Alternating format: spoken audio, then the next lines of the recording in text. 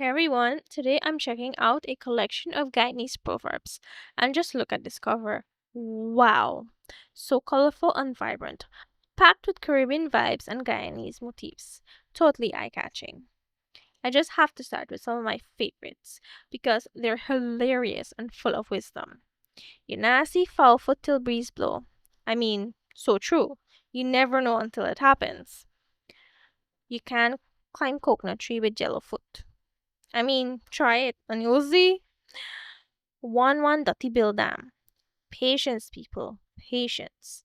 And Gopalak Nasi Palak. Personal favorite right here. You can't fake good luck. Already you can see how witty and down to earth these sayings are.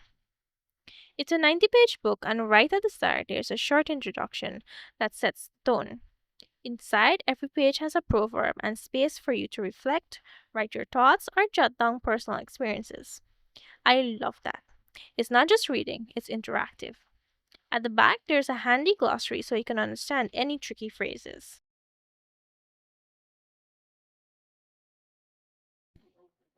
If you want a book that makes you smile, think, and connect with Caribbean wisdom, this is it.